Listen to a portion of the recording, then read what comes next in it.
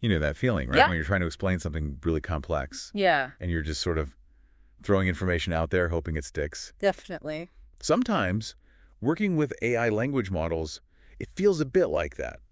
We give them data, but figuring out why they say what they say, well, that can be tough. It really can. A bit of a black box sometimes. Exactly. But today, we're diving deep into something that might just bring some clarity and control. It's called MCP, Model Context Protocol. That's right. And it's a really interesting approach. If you're building anything with LLMs, you've probably hit this wall. How do you manage all the info the model needs? Effectively, I mean. How do you keep it all straight? Yeah, and MCP offers a pretty smart, structured way to deal with that complexity. Okay, so give us the quick version. What is MCP, basically? Think of it like an open standard, a common language maybe, Okay. for organizing all the stuff you feed an AI model.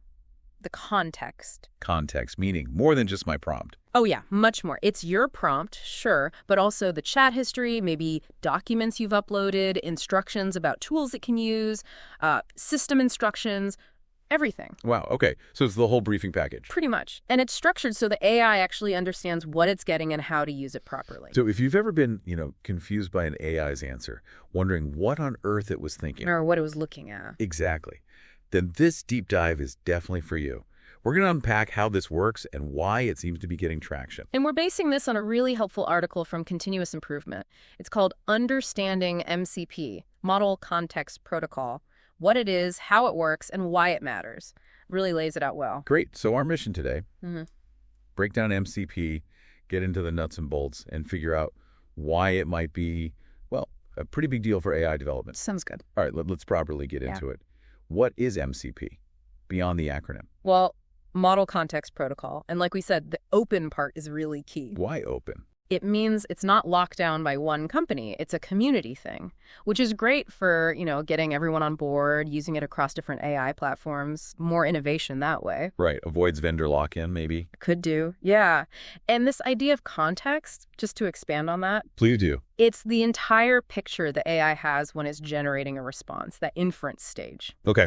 So user query, chat history, documents, tool descriptions, the system prompts like be helpful or act like a pirate. Wait, act like a pirate? Can you do that? You absolutely can set that as a system instruction, but yeah, all of that bundled together is the context. So you're equipping the AI properly before it tackles the task. That's the goal. And MCP gives you this framework, right? To build AI workflows that aren't just guesswork, they become reproducible. Meaning same input, same output. Or same context, same output. Same context, same output. Or at least much more predictably so. And crucially, they're easier to debug. Because you know exactly what info it had. Precisely. And it helps make things modular, too. You can reuse bits of context. Okay, that makes sense. The article used an analogy, an API contract. How does that fit? Yeah, that's a smart comparison. Think about normal software. An API contract defines how two pieces of software talk, right? What data to send, what format, what to expect back. Right, standard stuff. MCP does something similar, but for the language model. It sets up a standard format, tells the model, here's the info you'll get, here's how it's organized, here are the tools you can use. Got it. So it creates clear expectations for the developer and the AI. Exactly. Makes building reliable AI stuff much easier. Okay, mechanically then. Right. How does it actually work? What's under the hood? So the core of it uses YAML. YAML, okay, Yeah. like for configuration files. Yeah, exactly. It's human readable, which is nice. And it's declarative. Declarative meaning. You describe what the context should look like, not the step-by-step process of how to build it. So instead of code saying, go get this, then format that, it's more like a list. Include system prompt, user message, tool list. You got it. That's the essence. And developers define what's called a context schema in this YAML file. A schema. Like a blueprint. Exactly like a blueprint. It lays out all the categories of information that the AI's engine, the model runtime, needs to understand and use. And what are the typical pieces of that blueprint? The article mentioned a few. Yeah, several key parts. First, system instructions. Like the act like a pirate command, or maybe more usefully, you are a helpful assistant. Exactly. Those base directives. Sets the tone, the constraints, be concise, only use approved sources, that kind of thing. Got it. The ground rules. What else?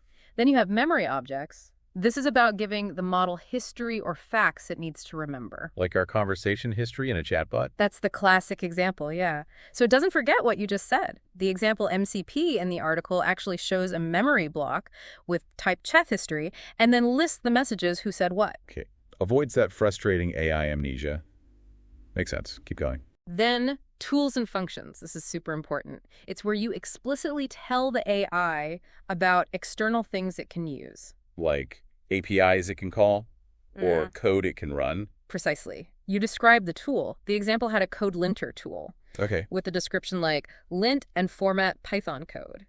So the AI knows what it is and when it might be useful. So you're not just hoping it figures out how to format code, you're handing it the tool. Yeah, you're giving it the toolkit. Then, of course, user inputs. That's just my current question or command, right? The immediate thing you want the AI to act on. Like, write me a Python function in the example. The trigger for the response. Okay.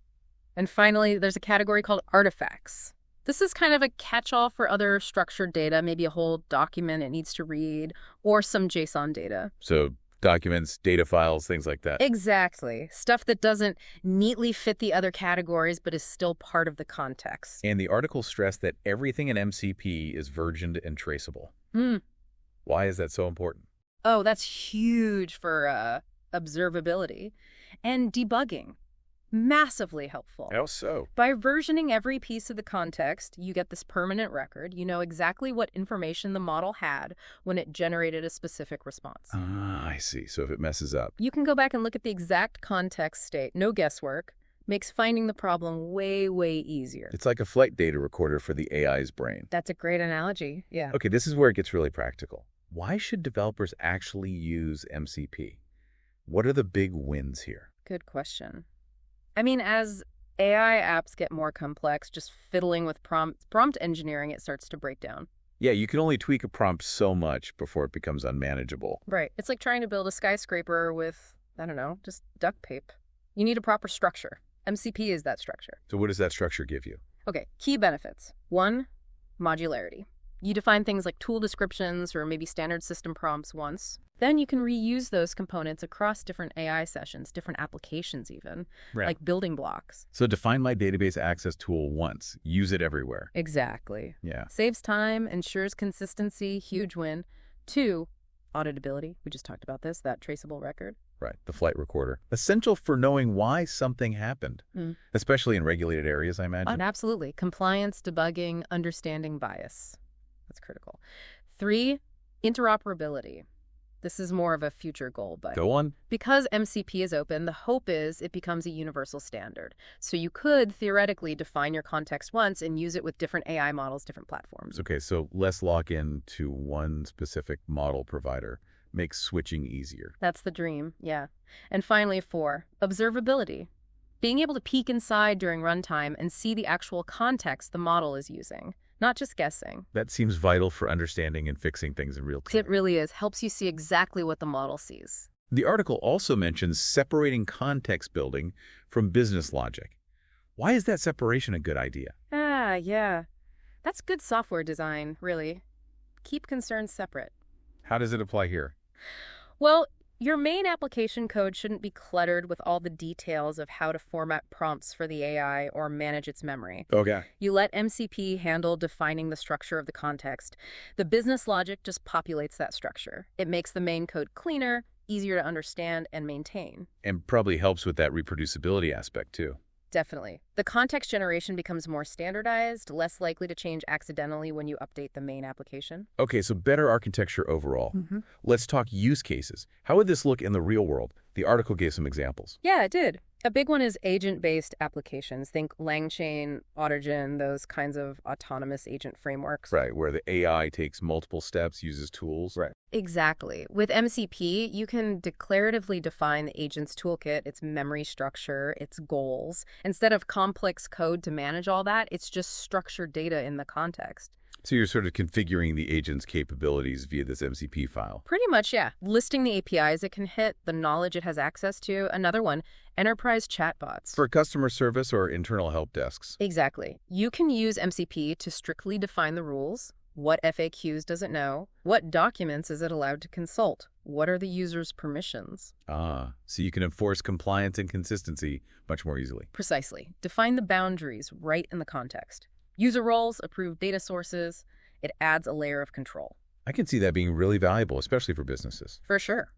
Then there are coding assistants, like GitHub Copilot or similar tools. That would MCP help there? Instead of just guessing what tools might be helpful, MCP lets you declare available functions, maybe a code runner, a documentation lookup tool, a linter. Right. The assistant then knows these tools exist via the context and can decide intelligently, okay, the user asked to refactor this, I should use the linter tool first. So it becomes a smarter, more proactive assistant because it understands its own capabilities better. Exactly. Less hard coding logic, more declarative capability definition.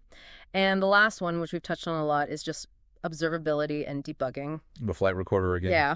When things go wrong, having that detailed, versioned MCP context is gold. It just makes finding the root cause so much faster for the developers. It really provides that transparency that's often missing. Totally. Okay, so wrapping things up, final thoughts. What's the big picture takeaway on MCP? Well, I think the article nails it. It's still evolving, right? It's not everywhere yet. Sure, it's relatively new. But it feels like a really important step for building serious production-grade AI applications. It standardizes how we manage context. Moving beyond ad hoc prompts. Exactly. It lets us build systems that are smarter, yes, but also safer, more reliable, and just easier to maintain in the long run. It's about bringing more engineering discipline to LLM development. So it sounds like if you're building anything significant with language models, chatbots, agents, complex RG systems, Yeah, anything beyond simple demos. then looking at MCP seems like a smart move. It could lead to a cleaner, more scalable way of doing things. I'd agree. It tackles some fundamental challenges we face as these models get more integrated into everything. Okay, so the key takeaway seems clear. MCP gives us a structured, standard way to handle the info we feed AI. And that leads to better control, better understanding, and more reliable systems overall. Well put. It's about making the interaction less of an art, maybe, and a bit more of a science. Right.